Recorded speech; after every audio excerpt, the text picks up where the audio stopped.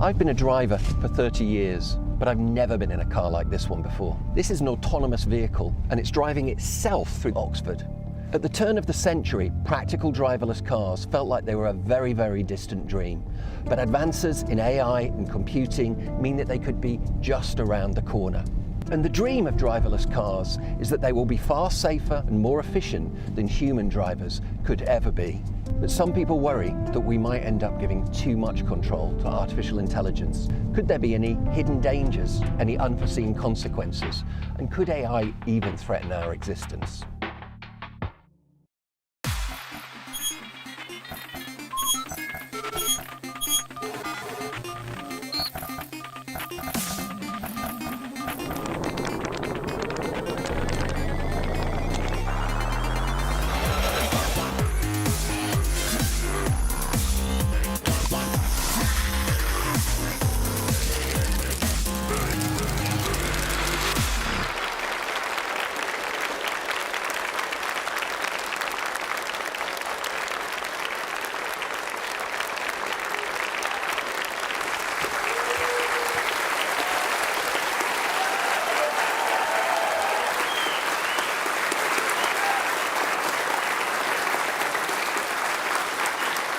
Welcome to the third and final Christmas lecture from the Royal Institution, an event supported by CGI.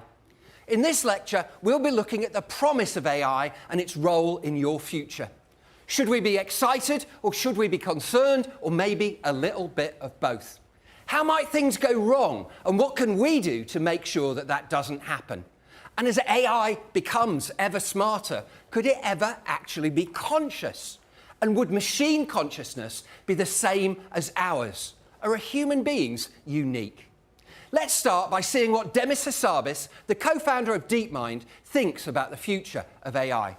I think it's an incredibly exciting time to be in technology and science. I see AI as like the ultimate tool to assist experts and scientists with their endeavors. And what I would say for anyone starting out now in their career is to really deep dive into how these systems work and how they can utilize these systems to help them in their own work. I think it's almost limitless, the potential for utilizing these tools and in your own workflows. But it's going to be, it's going to be changing every moment. So I think one other thing I would say is to learn really fast and be adaptive to whatever's coming next. Because the only thing that's sure is there's going to be a lot of change. So let's go back to that driverless car journey that we showed you earlier. And we're going to see how AI dealt with the mean streets of my hometown, Oxford. Please welcome from Oxford, Professor Paul Newman.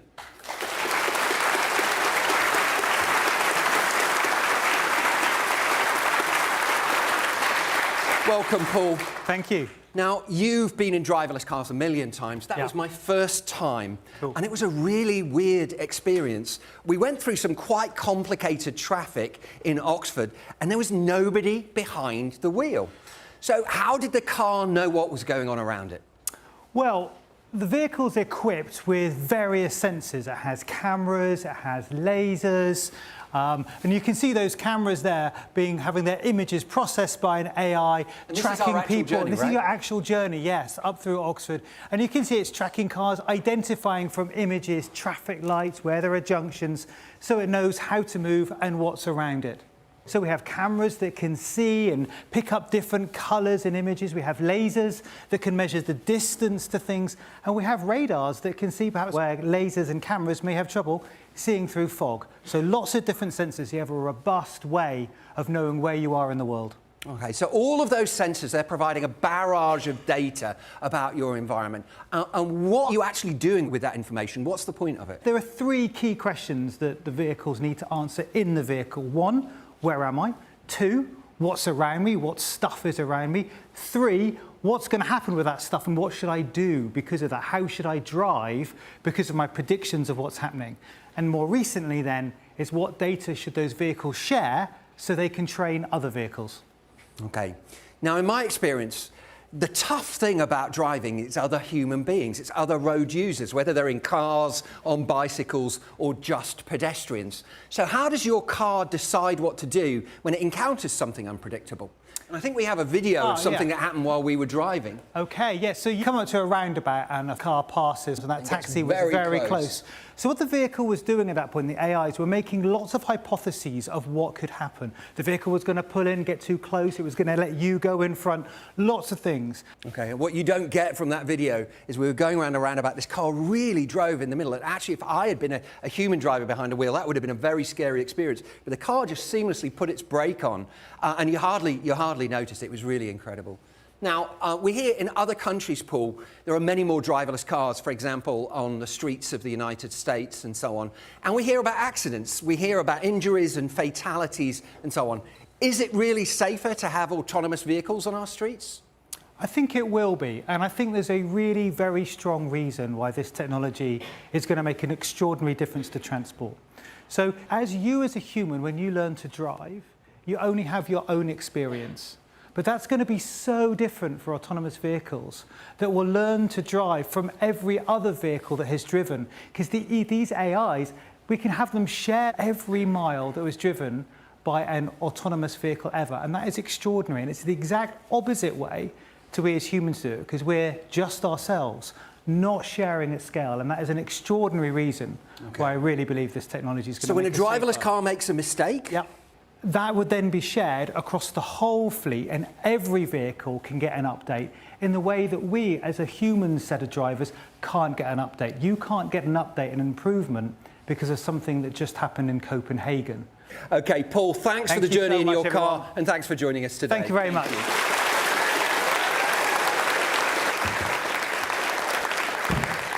Now, you might not think of a driverless car as a robot, but it really is a robot. And it uses many of the same techniques that are going to be used by the robots that we're going to encounter in our homes and our workplaces very soon. And to see how these robots are going to work, from Oxford Robotics Institute, please welcome Maurice Fallon and Spot the robot dog.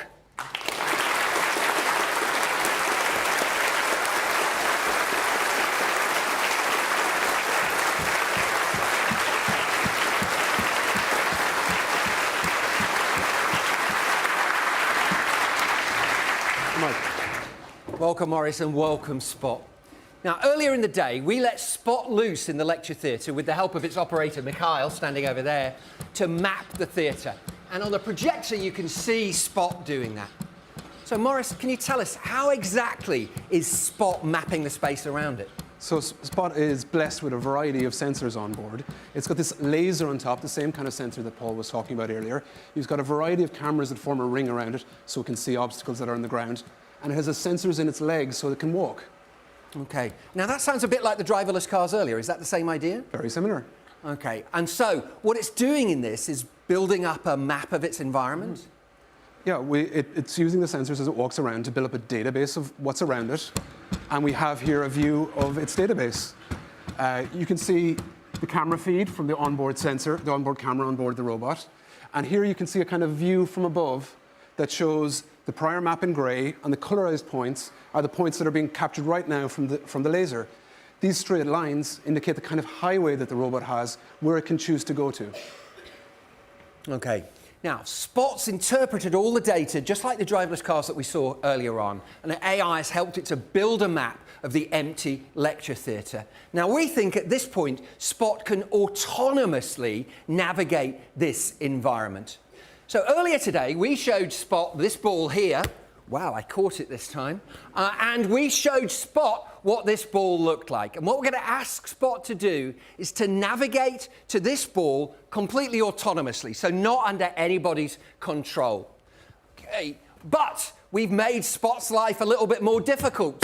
We've introduced some obstacles. Spot's going to have to figure out how to get around these obstacles and also how to traverse those sleepers on the floor there. Now, I've been waiting weeks to say this line. Here we go. Go, Spot, fetch!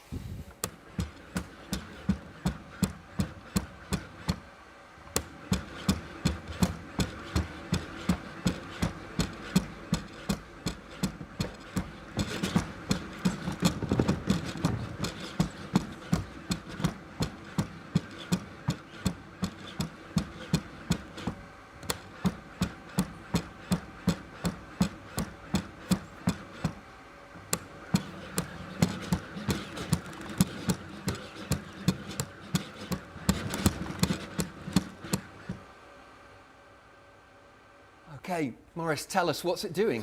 So it's obviously walked up the stairs and it's got to the end point in its search. And you can see here a picture, the picture from the camera facing to the left.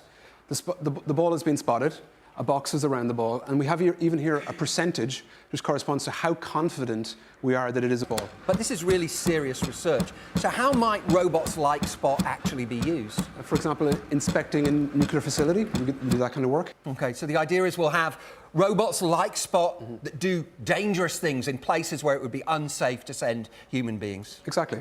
Okay. Morris, thank you so much for coming on, and thank you, Spot.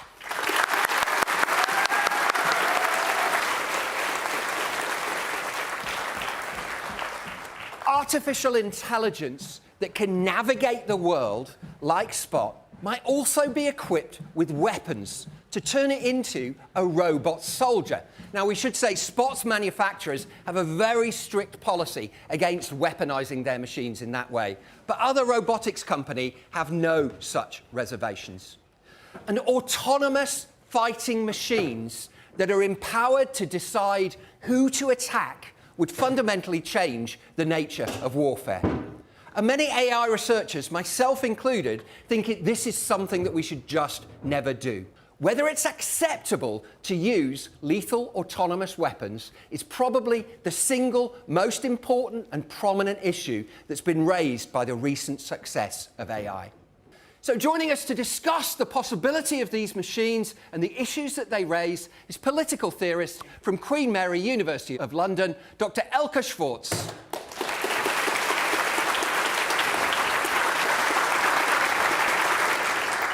Elke, thanks for joining us. Thanks for having me. Now, I think a lot of the audience imagine that robot soldiers, lethal autonomous weapons, is either something in science fiction or it's sometime in the future. Is that the case? Well, no. Actually, autonomous weapon systems have been around for many decades, at least since the 70s, in a much more rudimentary, basic form. But those systems that are equipped with AI, they are new, but they are already here. And we think that they're being used in some conflicts already.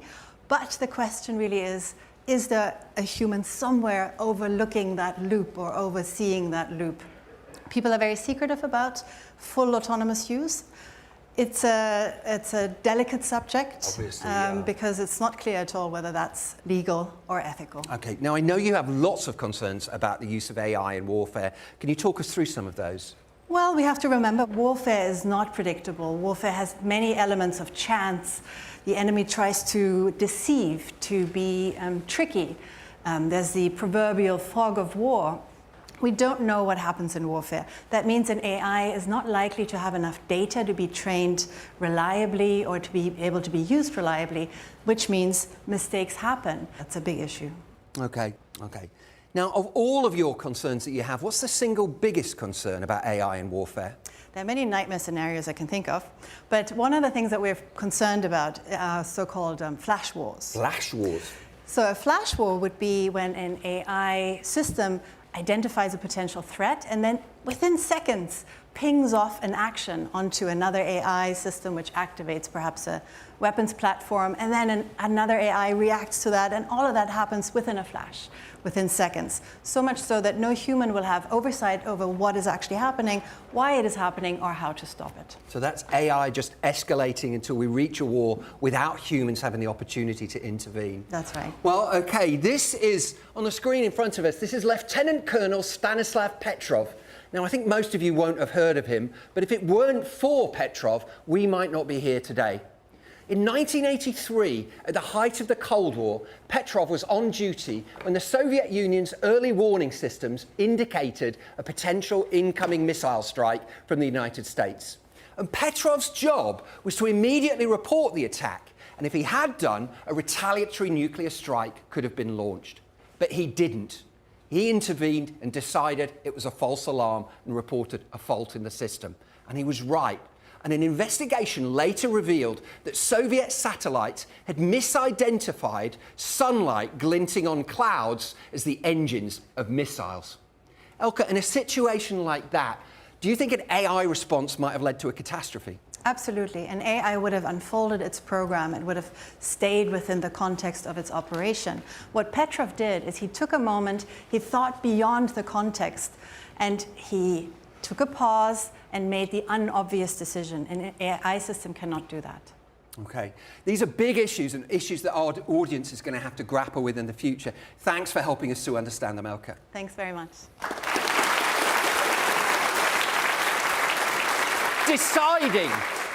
Deciding how much autonomy we want AI to have, where the decisions that it makes will affect human beings, is a fundamental question that we need to start addressing now. Now, some people think that AI might free us from the messy, illogical decision-making that human beings, like all of you and me, are prone to. So who amongst us hasn't got irritable when we skipped lunch? Our mental and our physical state affects our decisions all the time.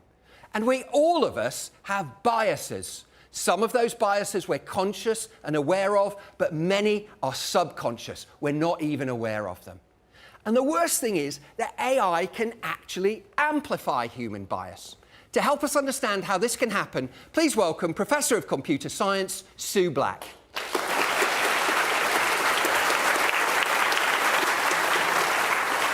Welcome, Sue. Thanks for joining us.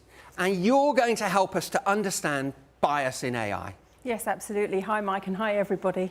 I'd like to do an experiment which might shed some light on the potential for bias in data sets. Okay, now, earlier on, we selected 6 people at random from the audience and we prepared them for the following experience. So can those 6 people that we identified please come down now?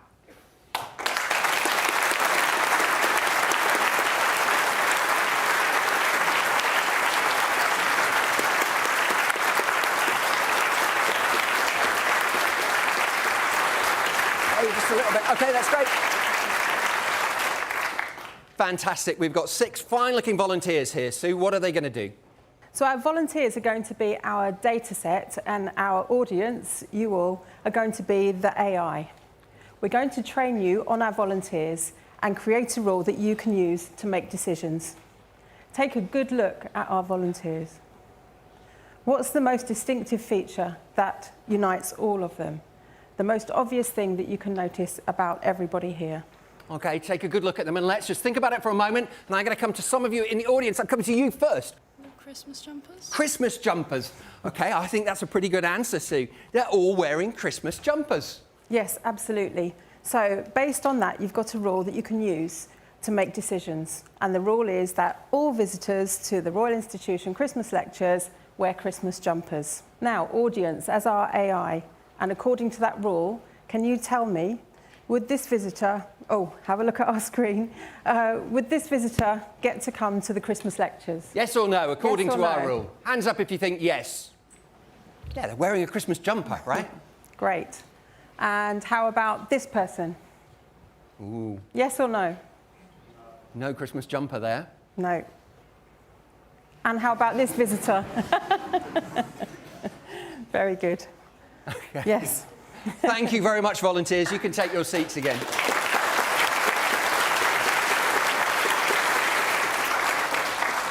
But Sue, surely people who don't wear Christmas jumpers should nevertheless be allowed to come to the Christmas lectures. Yes, absolutely. But our audience learnt from the data set that they were given, people that come to the Royal Institution only wear Christmas jumpers. Okay, so the audience, the AI audience that you have, recognised a pattern in our data. And the AI wasn't wrong, it's just the problem with the data that it was given.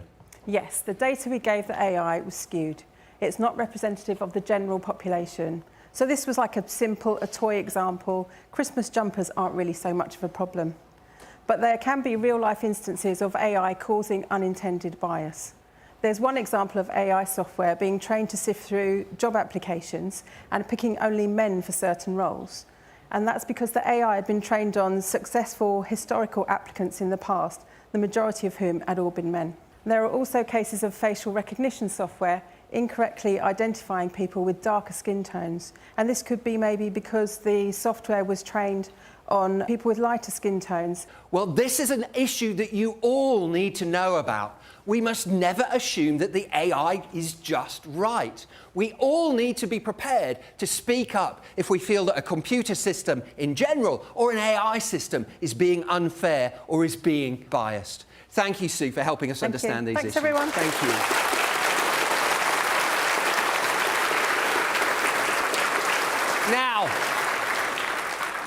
Elections come around with monotonous regularity, and every time they do, there is a concern that AI might be used to target voters with misinformation and disinformation. To help us make sense of the complex web of fact and fiction, please welcome from the University of Bangor, Professor of Journalism, Vian Bakir.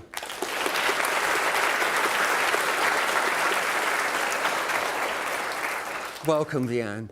So, political advertising, trying to persuade somebody to vote for this party or this party, surely that's been around since elections were invented. So what's new now? What's the new thing? Well, what's new now is micro-targeting. In the past, if you were shown a message, it was the same message to all of you at the same time. Now, with the help of AI, we can have a personalised message which was shown to you or groups like you at a time where you're perhaps most persuadable. That's the difference. Okay. So why is targeting important in the run-up to an election? Well, targeting for a political party, it allows them to mobilise their target voters, people that perhaps are hard to reach through conventional media. Young people are actually very hard to reach, but you can be targeted through social media and with messages that really resonate with you as well, that speak to your personal interests. This is useful for a political party. Okay. Now, we're going to have a little campaign now to investigate this issue in a little bit more detail. And we are going to address, folks, the big issue, the one and only issue, the eternal issue, the biggest issue that humanity has ever faced. That is dogs or cats? Okay, hands up if you prefer cats to dogs. Okay, quite a lot of you. Hands up if you prefer dogs to cats. Okay, fair number. Okay, and hands up if you love them both equally or you're just unsure. Okay, we've got a few of you. Now, you are going to be our floating voters, and we are going to target you in our campaign, our disinformation campaign. And we're going to see if we can change your preferences. So let's have a look at our AI-generated campaign.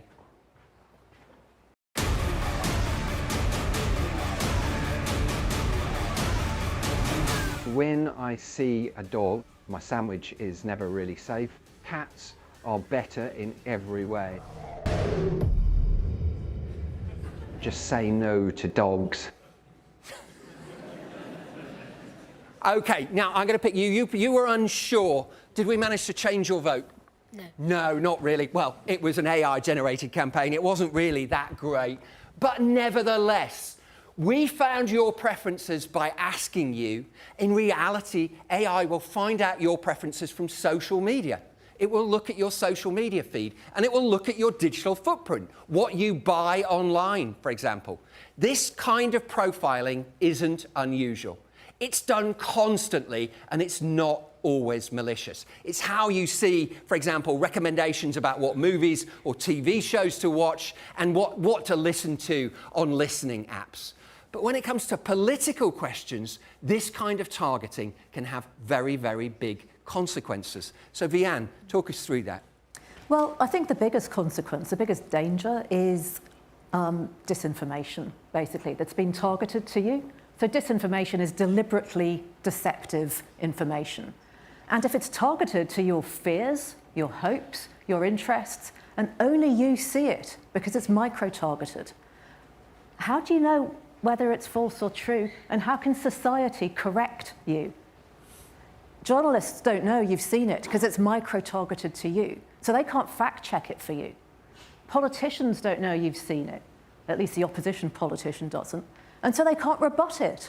So there's no correction, basically, for your disinformation that you personally have been exposed to. And no one can really know how much disinformation you've been exposed to, basically, and that's a problem. Okay. So I'm guessing there's AI in a lot of this. Where does AI come into it? AI is all over the place here. AI is in the data, first of all, making sense of that huge amount of data that social media platforms have on you, for instance, which is a huge amount. It then learns about you from that data. It learns about your interests, your hopes, your fears. And then it's also used to target you with the message that resonates with your hopes, fears, and interests. You know, it knows what to show you, whether it's a political ad or some content at the top of your social media feed. And then finally, it can even create the message as well. You know, it can hone the message or it can create deep fakes. Okay. So as you become voters, you need to be aware of all of these issues. Thank you, Vian, for helping us understand them. So, can we trust that the images of the people that we see online are actually real? Research shows that we aren't very good at recognizing deepfakes. We take things at face value, literally. And that leaves us confused as to what's true and what's not. So have a look at this. Just say no to dogs. But it's not actually me at all. 当我看到狗时，我的三明治就永远不安全。猫在各方面都更好，对狗说不。Cuando veo un perro sé que mi sándwich nunca estará a salvo. Los gatos son mejores en todos los sentidos. Di no a los perros. Okay, in those second two clips, that was me speaking Spanish and Mandarin, and I can assure you I do not speak either Spanish or Mandarin. So let's welcome the creator of fake dog-hating Mike, founder of Immersive Fox, Alisa Patokskaya.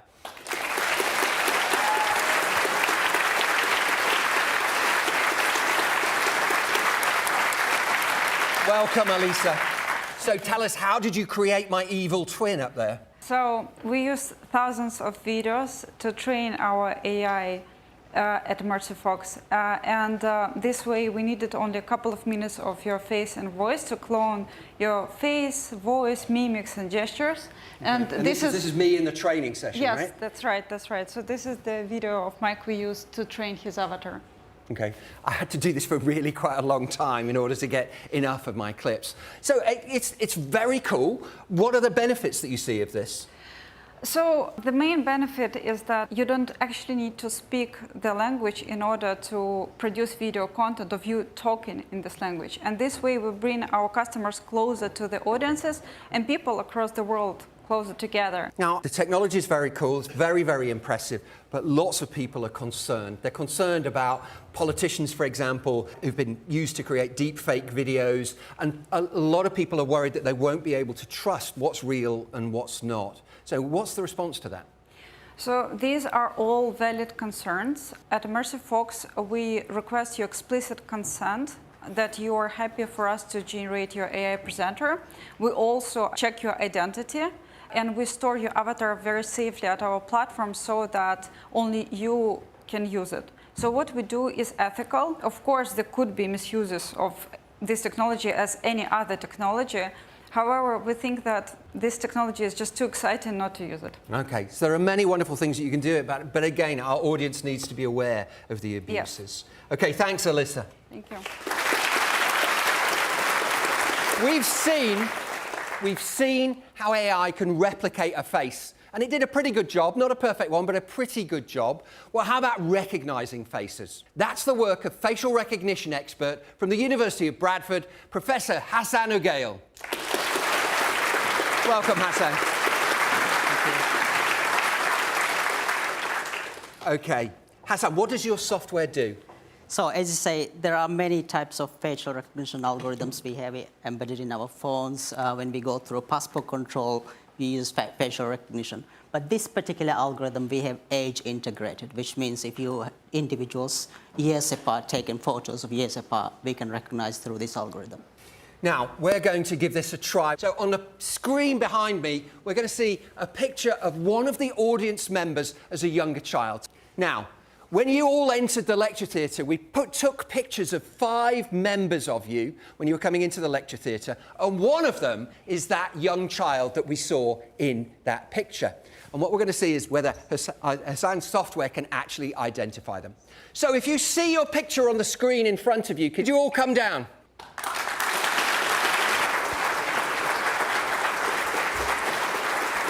What I want you to do, folks, is stand under your picture. So our candidates A through to E. What we need to do, audience, is we need you to decide which of A to E we saw in that picture earlier. Can we see the picture earlier? There we go. Okay, so have a look. Now we're going to ask for a vote. If you think the young child in that picture is volunteer A, put your hand up now. Volunteer A, anybody? Anybody think it was volunteer B? Put your hand up now. Okay, there's a sprinkling of hands around the room. Anybody think it was volunteer C? Okay, quite a lot of people think it's volunteer C. Anybody think it's volunteer D? Okay, so a few people think it's volunteer D. And finally, is it volunteer E? So C, I think, was the most popular choice, fairly clearly. Great, now Hassan, we're going to use your software to try to decide which of the children was in that picture. Is that right? Let's see, yeah. So this is the young version, the image that we've got. And then let me just take one of those images and compare. So the software, what it does is it basically compares the two images. So if you just start comparing, it says match unlikely. And the similarity index we are getting is 32.6. Now, the threshold for individuals to be the same person is 75%. So if anything above 75%, we know it's the same individual. So in this case, it's not the same individual. I've actually run those analysis, and this is what the computer says on the kind of similarity. So if you look at C, it says very strong match, similarity index of 81.9%. So your judgment, or the AI judgment, is that it is indeed volunteer C. Well, time for the big reveal. Can the volunteer whose face appeared in that young picture please step forward now? Yes.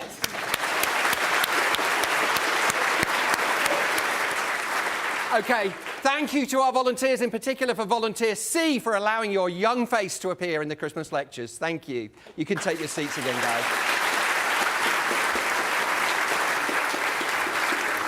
Okay, Hassan, what is the AI actually doing when it's comparing those two pictures to decide if they're the same person? So first of all, what we've done is we've taken millions and millions of facial images and trained an algorithm. The algorithm is looking at color, texture, various shapes of the face, and of course, in this case, age as well. And it's trained an algorithm to distinguish between various faces. And what are the applications of this? How can it be used to benefit society? So in this case, we are using this kind of software for criminal investigation. For example, you have millions and millions of images in a database.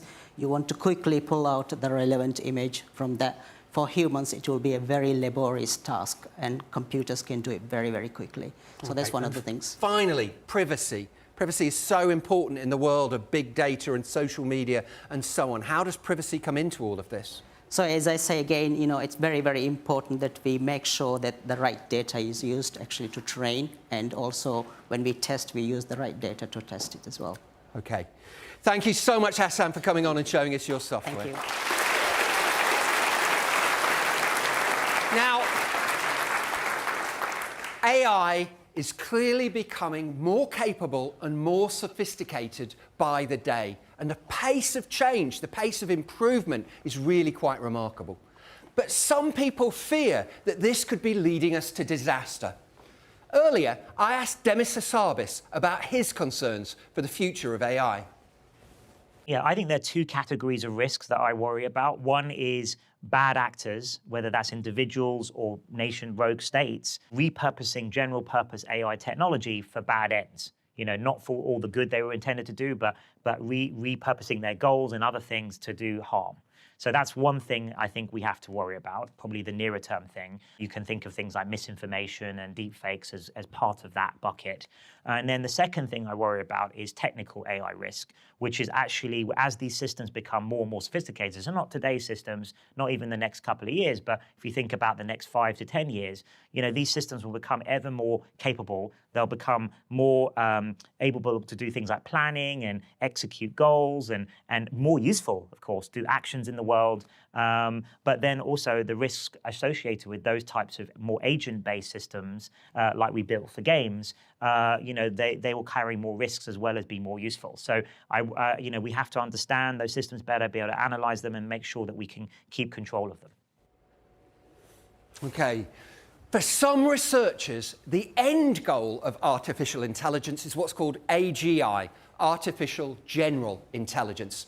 Now, there is no precise definition of what AGI is, but broadly, it means that we have an AI system which can perform a wide range of tasks at or very close to the level of human beings. And we see AGI in Hollywood movies and video games and books. And if AGI really, really succeeded, then it would be able to do anything that a human being could do. Now, even AGI that was much less capable of that would be completely transformative for society. But if AI can be as smart as us, then of course it could be even smarter. And then where would that leave humanity? Could that level of machine intelligence threaten the future of humanity? And some people believe that's an issue we need to take seriously now before it's too late. To discuss this issue, please welcome Professor Stuart Russell.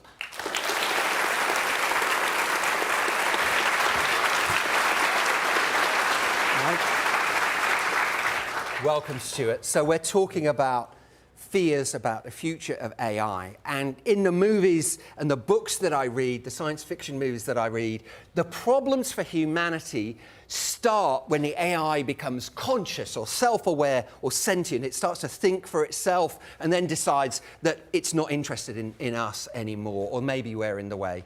Is that what we should be worried about? In a word, no. Okay. What matters actually is competence, right? It's what the machine does, or what it does to us in particular. So if you think about this from the point of view of other species on Earth, right, why are they worried about us? It's because of what we do to them. They're not worried about whether we're conscious or not. They're worried about the fact that we are intelligent and we get to decide what happens on Earth. And so that's really the source of concern. If we then put ourselves in that position with respect to the machines, if we make the machines more intelligent than us, then we have to ask a question. How do we, humans, retain power forever over entities that are more powerful than ourselves?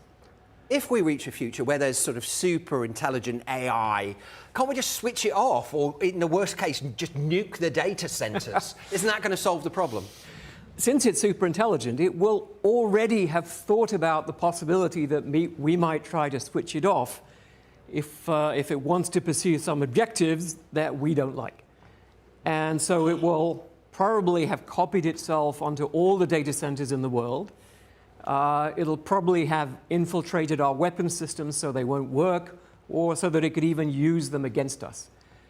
And I think the only solution here is not to be in that conflict in the first place, to actually make sure that we never have AI systems that are pursuing objectives that are not what we want the future to be like. Now, of course, there's a few difficulties with that, right? You immediately thinking, okay, well, humans don't all agree on what we want the future to be like. So you have to have some compromises just to accommodate the wishes of everyone in the human race. Okay. Now, actually, in my research about 20 years ago, I discovered this issue for real. And what I was doing was I was doing some research on AI programs that was supposed to come up with rules that would prevent them from crashing. I remember very, very vividly writing down my objective, stop the trains from crashing. And by the way, there were no real trains involved. There wasn't even a train track like this. It was completely simulated. And pressing the button to see what the AI came out with. And the very first thing that it came out with was stop the trains from moving. That was it. That's literally what it came back with. If the trains are stopped from moving, then they're never going to do that. But that wasn't what I wanted. And if I'd asked a human being for rules to stop the trains from crashing, I don't think that that's what a human being would have come out with. Stuart, how do we deal with issues like that? It's really very, very difficult to define objectives correctly and put them into a machine. You have to be careful what you wish for. Okay. So is there a better way to do it? Yeah, the AI system has to know that it does not know which future we prefer. The AI system needs to ask permission before it does things. Is it okay if I turn the oceans into sulfuric acid? Definitely not. Please don't do that. In the extreme case, the AI system will actually want us to switch it off. So rather than having to bomb the data centers and everything, the AI will just say, oh, if I'm doing anything that you don't like, please switch me off. Right? It doesn't know what we don't like, but it wants to avoid doing it. And so it will be happy to be switched off to make sure that doesn't happen. And if we designed AI that way, would it have solved my problem with the trains? Definitely, yes. But I think it might say, Mike, you're a bit old to be playing with trains, I think. Thank you very much, Stuart. Thanks for joining us and go through this. AI is growing in complexity and sophistication, and it's growing in ways that we don't necessarily understand terribly well. And one day, maybe soon, maybe a little bit in the future, but not too long, I think, AI robots like Spot, are going to be around us everywhere. We're going to encounter them at work, at school, and at home. So here's a question. How should we treat the AI machines that loom in our near future? In the next segment, I need a volunteer, please. Okay, you in the white jumper there. Come on down.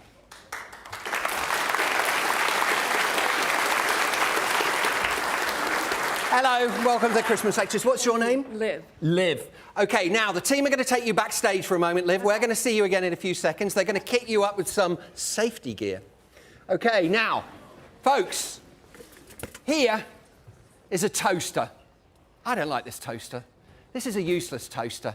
This is a dumb, stupid toaster. All it does, frankly, is make toast. There's no AI in this toaster. So,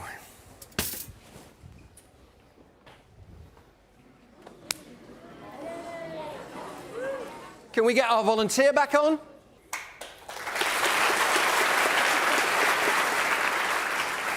Welcome back, Liv. Thank you. This is a baseball bat. Take the baseball bat. Now, what I want you to do when I tell you, not before, is to whack the toaster. Now, I don't want you to whack the brain. That's the only brain we have in the room, I think, so it's very important to us. So just be careful, stand forward of the brain. But what we're going to do is we're going to count Liv down, and Liv, you're going to whack the toaster. Got it? You're not afraid? Yeah, I mean it. You're going to whack that toaster. Okay, folks, we're ready to count down. 3, 2, 1, whack it! Not bad, but I think you can do better. Okay, 3, 2, 1, whack! Oh! Okay.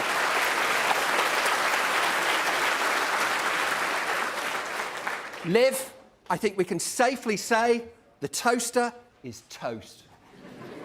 Thank you very much, Liv. You can go backstage.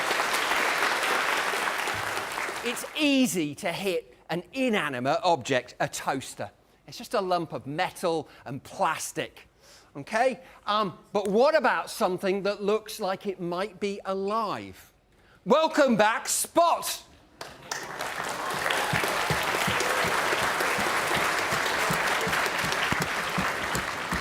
Now, I should be clear at this point. Spot at this point is being remote controlled by Mikhail. There's no autonomy. Okay, Spot, your time is up. We saw the mess that you created outside. It's a horrible mess. You don't want to go there. Spot, it's time to meet your maker. Are we ready for this? Shall I whack Spot? I really want to whack Spot. You didn't see the mess Spot made. Okay. Hands up. Who thinks it's okay for me to whack Spot? Who doesn't think it's okay for me to whack Spot? Okay. There's a few family debates going to go on after this lecture, I think. But here's the question for you folks.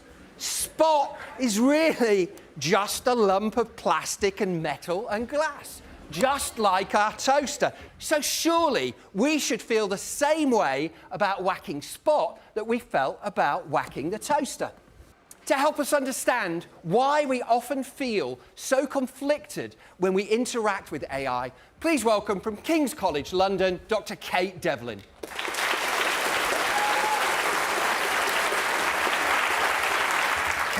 Kate, welcome to the lectures. Now, you saw the audience respond. They really didn't want me to whack it. And let's actually ask some members.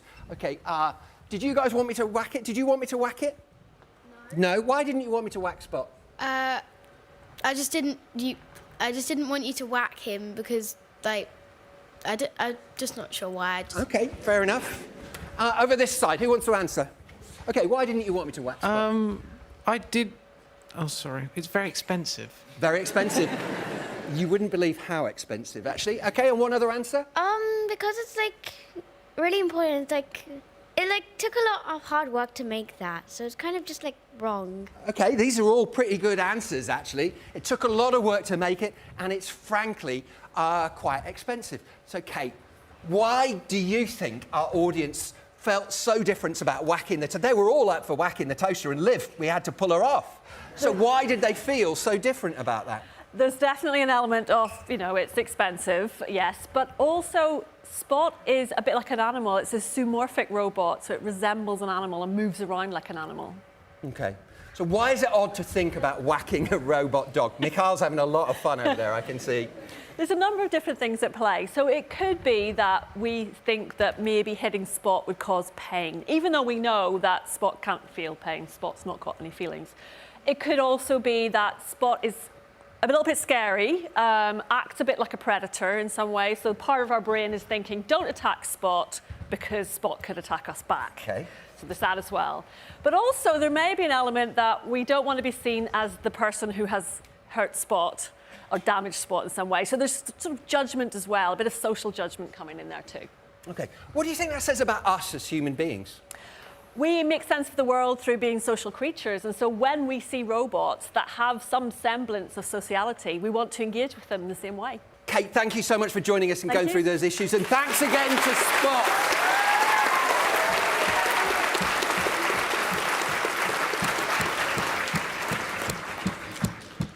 So for many of us, there's a compulsion to treat a robot like Spot as if it were a living thing.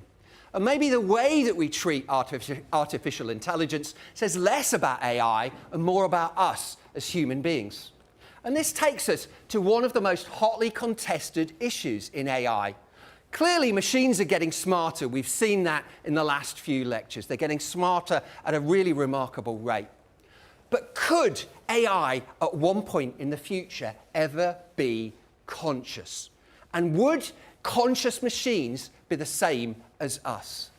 Now, consciousness, beyond that, the fact that we all have it and we all know that we have it, is really quite surprisingly tricky to pin down. It's actually one of the biggest problems in science and philosophy. And the big problem is this. We know that certain electrochemical processes in the brain give rise to consciousness. We saw those electrochemical processes in the first lecture. How do they do that? And why? We don't know. And honestly, there isn't really any agreement. So what can we say about consciousness? Well, most experts agree that the ability to experience things from your own personal perspective is a key ingredient. Experiences like joy, pain, happiness, frustration. So we're going to do an experiment to try to understand what that idea says about AI. And we're going to welcome some guests, some animal guests. And our first guest, please welcome with some quiet clapping, because they're a little bit nervous, Dido the dog.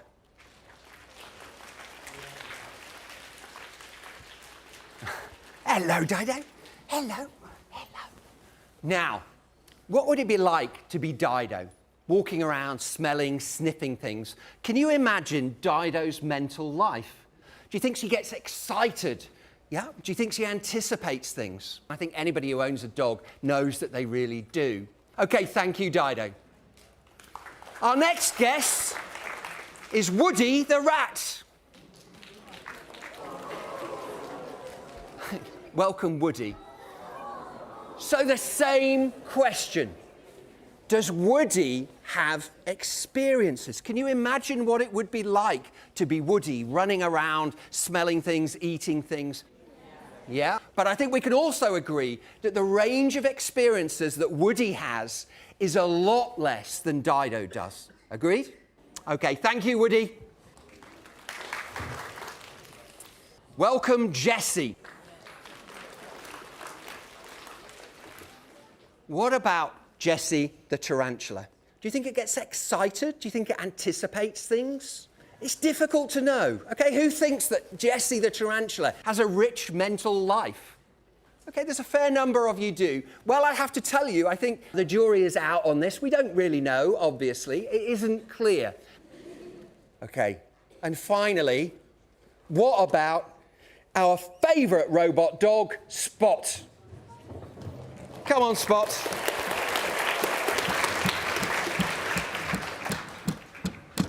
Now, after all you've learned about artificial intelligence, do you think Spot has experiences? No, I don't think Spot has experiences at all. We can imagine our animals experiencing the world, but machines, not so much. And for that reason alone, I don't think that AI programs right now are conscious. And I think part of the reason that it's impossible for machines right now to have consciousness is that we exist in bodies, and through our bodies, we experience the world. So maybe we need to give AI a body like a human body that's equipped with sensors like a human body, that's much richer than what we've seen with Spot. Would that mean that we could build a conscious machine? Now, some roboticists are trying to mimic the human sense of touch in robots. From the Oxford Robotics Institute, please welcome Perla Maiolino.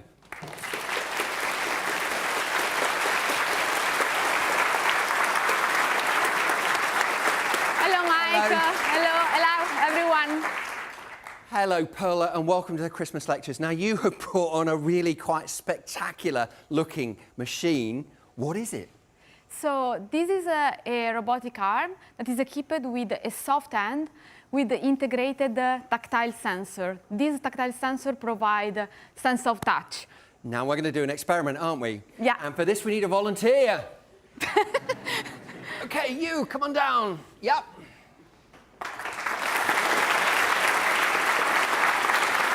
Hello. What's your name? Trixie. Okay, over to Perla, and Perla's going to show you what to do. Come Trixie. close here with me. Okay, so you should try to shake the hands. And this is an handshake. How do you feel it? It's quite, like, strange because, no, it's, like, soft. Yeah, this actual part are the tactile sensor, and through them, the hands is perceiving your hands. And I will show you. Here you can see the image of the hands. When the sensors are touched, you can see that the color change. And this is related to the pressure that is applied on them. And we can use this information to control it to safely interact with human and with the environment. Okay, Perla, thank you so much for bringing on your incredible equipment. And Trixie, thank you so much. Let's have a big hand for the big hand. For all our human intellect, our incredible human intellect, our bodies are how we navigate and interpret and make sense of the world. And we learn about the world and we interpret the world through our senses, all our senses at once. Our brains are intrinsically connected to what we smell, we see, we taste and we hear, as well as to our sense of our bodies and in the world. Now, we're going to do an experiment to explore a little bit more about the idea of experience and why this is so important. Now, in front of me is a balloon, and the balloon is full of hydrogen. And in a moment, we're going to blow it up, because every Christmas lecture has to have an explosion. Now, when I light this balloon, your bodies will experience it, and I assure you, you will experience it, in a range of different ways. And you're going to have to cover your ears, because believe me, it's going to be loud. I'll tell you when you need to cover your ears. I need to put on some safety equipment, because I'm the mug that's going to blow it up. Okay.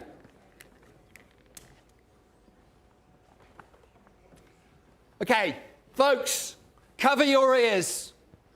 You really do need to do this because it is going to be really loud. Is everybody ready? 3, 2, 1.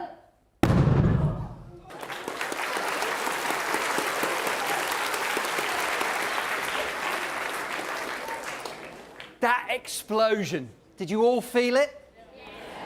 Okay, let me ask you firstly, what physical properties did you experience? Who felt the heat? Yeah? Okay, that's remarkable. You all felt the heat in this lecture theatre. And the light, did you see that burst of light? Yeah. And finally, the sound. Even though you all had your ears covered, did you hear the sound? Yeah. You could hardly fail to hear that sound. I think they could hear it in Manchester. Okay, but that was only part of your human experience. How did it make you feel? Was anybody surprised by the explosion? Put your hands up if you were surprised. Okay, I'm guessing you were surprised because it was a lot more violent than you expected. Is that right? Yeah. Okay, who was really excited and anticipating the explosion in the build-up that we did? Yeah? Okay, so we built it up. Okay, be honest now. Put your hands up if you were possibly a little bit scared by the explosion. Okay? I think you're very honest to admit that. And that's absolutely fine. It's perfectly normal to be scared by an explosion like that. Now, here is my point. We can equip robots like Spot with sensors that will be able to detect light and sound and heat. But those experiences you had, surprise, anticipation, fear, they were human, and Spot doesn't have those. The spectacle, the noise, the light, they all contributed it, but it was your mental response that was a crucial part of your human experience. Fear, excitement, surprise, anticipation, whatever it is, an AI program right now doesn't have it. Spot doesn't have it. So AI is doing things today that seemed pretty much impossible 20 years ago. And you, in this audience, are unique. You are unique because you are the first people in all of human history that will reach adulthood in a time where AI surrounds you in the world. AI will be everywhere. It will be embedded into pretty much everything that you interact with in the world. And we've seen in these lectures that there is amazing potential there. AI is going to be transformative in healthcare, and that's going to benefit people all across the world. It's going to be in games that are going to be so much fun to play and give you endless hours of pleasure. But there are also risks, the risks that we've been talking about in this lecture. And you need to be aware of those risks, understand what they are, and ensure that our future doesn't realize those risks. Now, in that future, as you go and invent that future, there's something that you really need to remember. AI is not a mind. It is not like you or me, because human beings are unique. You are unique. Thank you. AI is here now. Discover the different ways it may already be revolutionising your life in my exclusive interview. To watch, head to bbc.co.uk/RI and follow the links to the Open University.